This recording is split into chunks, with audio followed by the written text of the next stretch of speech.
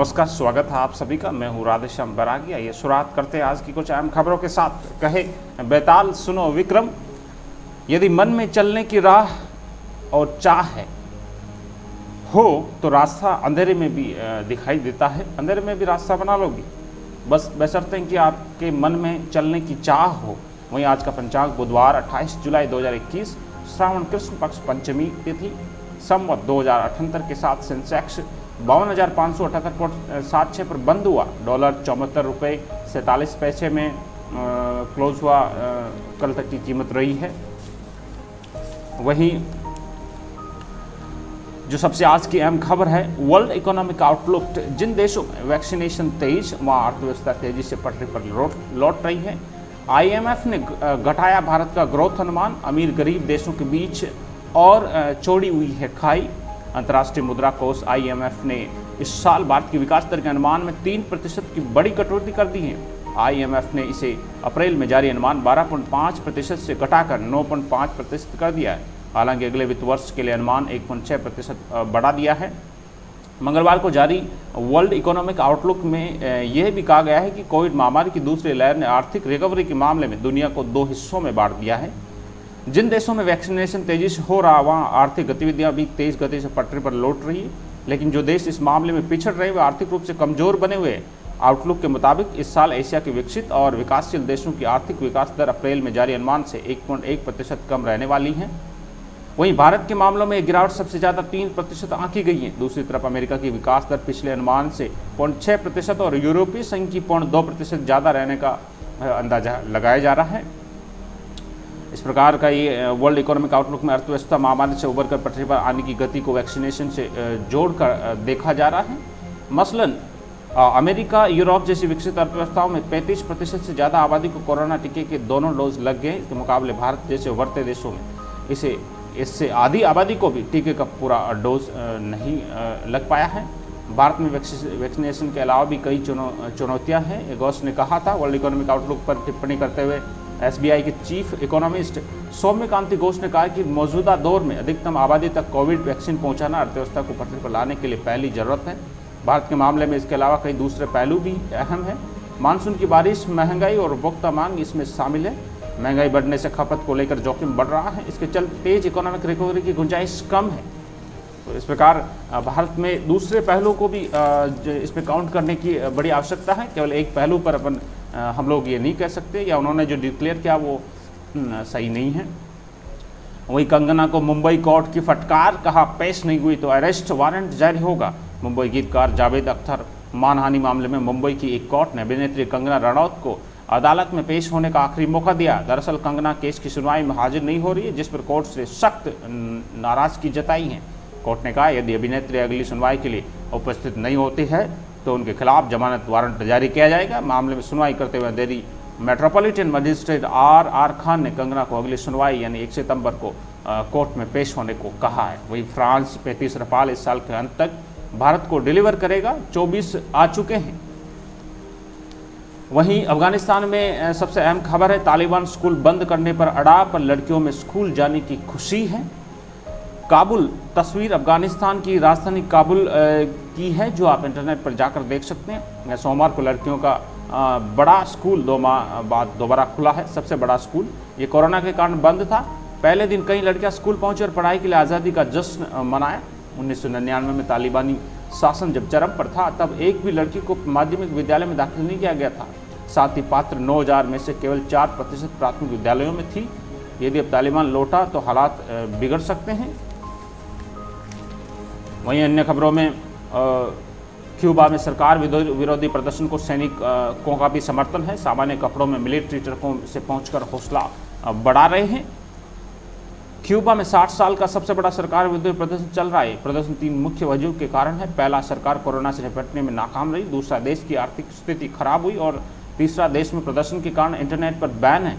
खास बात है कि प्रदर्शन को सेना का भी समर्थन मिल रहा है। सेना की कुछ तस्वीरें भी सामने आई, जिसको इंटरनेट पर जाकर आप देख सकते हैं। वहीं अन्य खबर में जासूसी संसद की IT समिति की बैठक आज, भाजपा ने किया बहिष्कार।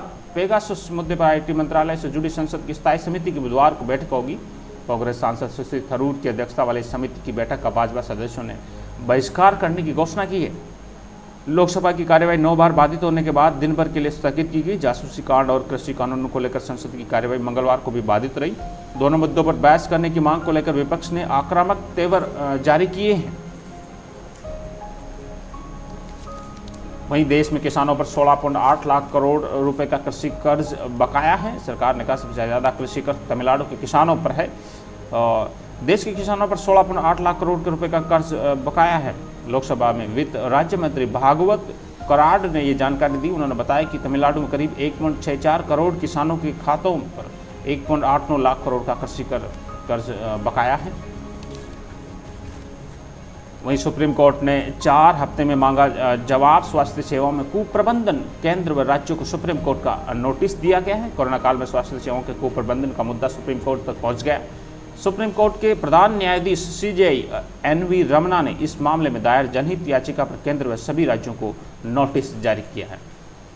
वहीं महिलाओं के लिए सबसे अहम खबर है, लड़कियों के लिए भी बखूबी निभाई दोहरी जिम्मेदारी बनी आत्मनिर्भर। शोभा कटारे, कामकाजी महिलाओं की स्थिति 2 नावों में सवार व्यक्ति के समान होती है।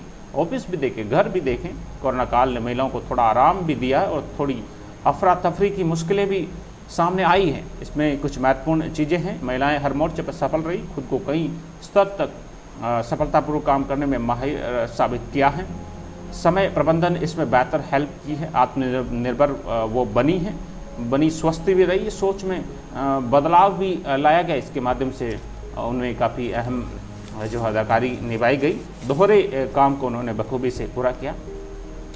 जिंदगी में पिता की दखलंदाजी के खिलाफ ब्रिटेनी फिर कोर्ट में अब चार्टर्ड अकाउंटेंट को बतौर संरक्षक नियुक्त करने की अपील। द न्यूयॉर्क टाइम्स के मुताबिक मशहूर पॉप स्टार ब्रिटनी स्पीयर्स बीते 13 सालों से कई सामाजिक और आर्थिक प्रतिबंधों के बीच जी रही है। कोर्ट के आदेश पर उन्होंने पिता जेम्स पी स्पीयर्स ब्रिटेन से जुड़ाकर निजी फैसला करते हैं, लेकिन बीते महीने ब्रिटेन ने पहली बार पिता की मुखालफत की और कहा कि पिता ने उनके निजी जीवन को बर्बाद करके रख दिया है और उन्होंने अपने बारे में कोई फैसला लेने का अधिकार नहीं दिया। हालांकि कोर्ट ने उनकी याचिका ठुकरा दी थी, लेकिन अब ब्रिटेन ने पिता के संरक्षणवाद से मुक्ति के लिए फिर से अपील की। आज सोनिया से चाय पे चर्चा, पवार से भी मिलेगी ममता बनर्जी। मई में यास तूफान को लेकर पीएम नरेंद्र मोदी की अध्यक्षता वाली बैठक में आकर चले जाने के बाद पश्चिम बंगाल की सीएम ममता बनर्जी ने पहली बार मंगलवार को मोदी से मुलाकात की। उन्होंने अधिक कोरोना टीके देने और पेगासस मामले की सुप्रीम कोर्ट की निगरानी में जांच की मांग की है। वहीं शिल्पा बोली, जब हमारे पास सब कुछ है तो ये करने की क्या ज़रूरत थी। नई दिल्ली पोर्न फिल्म बनाने के मामले में गिरफ्तार राज कुंद्रा को मुंबई कोर्ट ने 14 दिन की न्यायिक हिरासत में भेज दिया है। मंगलवार को उन्होंने मुंबई के एस्प्लेनेड कोर्ट में पेश किया गया। मुंबई कोर्ट ने पुलिस ने कोर्ट को बताया कि कुंद्रा जांच में सहयोग नहीं कर रहे, उन्हें पूछताछ की जरूरत है। वहीं कुंद्रा ने वकील ने कहा कि पुलिस उनके मुवक्किल से 200 घंटे पूछताछ कर चुकी है। इधर कुंद्रा की गिरफ्तार के बाद शिल्पा शेट्टी से भी तनातनी चल रही है। मीडिया रिपोर्ट के मुताबिक पुलिस कुंद्रा को लेकर घर पहुंची तो शिल्पा बिफर पड़ी। पूछा, जब हमारे पास सब कुछ है तो फिर ये सब करने की क्या जरूरत थी। इससे परिवार का नाम खराब हुआ, मुझे कई प्रोजेक्ट छोड़ने पड़े हैं। वहीं जो सबसे अहम खबर है, कर्नाटक के नए मुख्यमंत्री बने बसवराज आज 3 बजे शपथ लेंगे। 61 साल के बोम्मई को सौंपी कमान।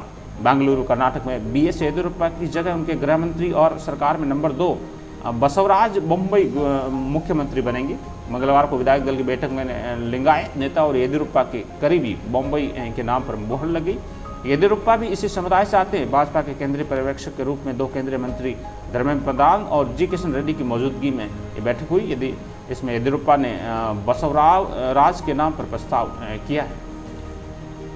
वहीं एक और पंच फिर मेडल पक्का, जीती तो दूसरी मेडलिस्ट होगी। भारत की लावनीना क्वार्टर फाइनल में टोक्यो ओलंपिक में भारत को एक और मेडल मिलने की उम्मीद है। मंगलवार को बॉक्सिंग के प्री क्वार्टर फाइनल भारत के 23 वर्षीय लावनीना गोहे 69 किलो वर्ग में 12 साल पहले जर्मनी की नादिना एपेट्रोजो को 3-2 से हरा दिया। 30 जुलाई को लावनीना 12 साल पहले हरा दिया। वहीं लावनीना क्वार्टर फाइनल जीतती है तो उसका पदक पक्का होगा। इससे पहले भारत की मैरीकॉम ने 2012 के लंदन ओलंपिक में ब्रॉन्ज मेडल जीता था। RAS 2021 एक दिन पहले ऑनलाइन आवेदन स्थगित किए गए। राजस्थान में नई तिथि की घोषणा होगी जल्दी। राजस्थान लोक सेवा आयोग RPSC ने RAS 2021 के लिए बुधवार से शुरू होने वाले ऑनलाइन आवेदन फिलहाल स्थगित कर दिए। इस संबंध में आयोग ने मंगलवार को आदेश जारी किए। आयोग अध्यक्ष डॉक्टर भूपेंद्र सिंह यादव ने बताया कि कुछ तकनीकी कारणों की वजह से आवेदन प्रक्रिया शुरू नहीं की जा रही है। ये समस्या दूर होते ही 2-3 दिन में ही आवेदन नई तिथि जारी कर दी जाएगी। आयोग के संयुक्त सचिव नीतू यादव ने बताया कि RAS RTS 2021-22 का विज्ञापन 20 जुलाई 2021 को जारी किया गया था। इसमें 988 पदों पर भर्ती के लिए प्रक्रिया शुरू होगी। ऑनलाइन आवेदन प्रक्रिया 28 जुलाई 2021 से शुरू होनी थी। अंतिम तिथि 27 अगस्त तय की गई थी, लेकिन इससे पहले ही आयोग ने आवेदन स्थगित कर दिए। इसमें प्रति परीक्षाओं का इंतजार कर रहे बेरोजगारों का इंतजार और बढ़ गया। वहीं आज 23 गोल्ड दांव पर भारत का कोई भी मेडल मैच नहीं है।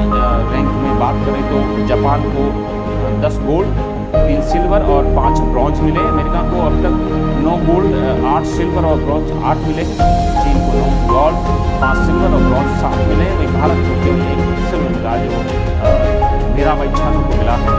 उनको SP का पद भी ऑफर करने की बात कही है।